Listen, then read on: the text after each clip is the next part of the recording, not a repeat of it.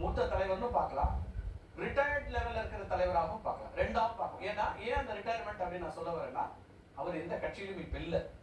நீக்கப்பட்ட இடத்துல இருக்கிறார். எடப்பாடி பேசினார். இத அவங்களுடைய அடுத்த நடக்க போற செயல்பாடுகள் தான் தீர்மானிக்கும். ரெண்டு விதமாவும் மாறலாம். அப்ப இதை எப்படி எடுத்துப்போம்? அதாவது ஷியாமண்ண வந்து ஃப்ரெஷ்னஸ் சொன்னாரு. ஆனா கருத்து அந்த கருத்து ஏற்புடைய கருத்து.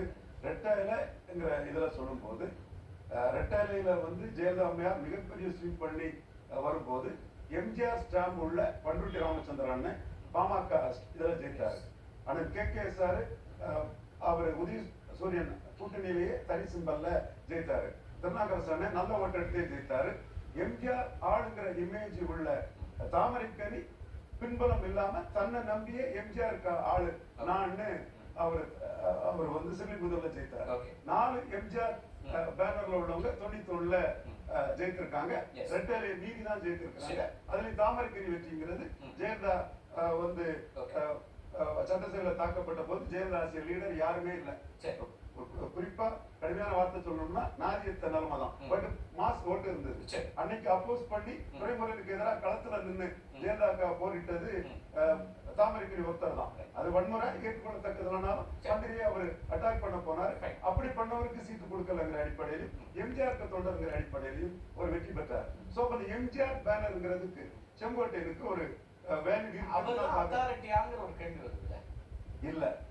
ஜெயலலிதா மாஸ் வரும்போதே 4 பேர் அந்த அவருக்கு சீடர்கள் ஜெயித்திருக்காங்கன்னு சொன்னா, இவர் வந்து கோவைச்செழியன் எம்ஜிஆருக்கு எதிராக போகும்போதே தன் சொந்த சமூகத்தை சேர்ந்தவர் என்றாலும் கூட எம்ஜிஆருக்காக நின்றவருங்கிறதுலையும் தொடர்ந்து அந்த இடத்துக்குள்ள அவர் ஜெயலலிதா அவர்களால ஒதுக்கி வைக்கப்பட்டவர்களும் சேர்த்தே வருங்க. நாளைக்கு அதையும் அதிமுக பேசுவாங்கல்ல. ஒதுக்கி வைக்கப்பட்டவர் தான் மிகப்பெரிய குடும்பத்திலிருந்தே அவர் மீது குற்றச்சாட்டு வைக்கப்பட்டு ஒதுக்கி வைக்கப்பட்டவர் மிகப்பெரிய ராஜதந்திரியான ஜெயலலிதா கட்சியை பிடிக்கிறதுக்கு சிரமப்பட்ட போது எடுப்பிலே கட்சியை பிடிச்ச சசிகலா அம்மையாரால இவரை நம்ம கட்சி பதவியும் ஆட்சி பதவியும் கொடுத்தாதான் தாக்கு பிடிக்கும்னு அங்கீகரிக்கப்பட்டவர். ஏன்னா இதுல நானும் செங்கோட்டையன் கூட இருந்தேன். செங்கோட்டையன் ஃபைட் பண்ண சொன்னேன். அவர் அந்த ஃபைட்ட பண்ணல.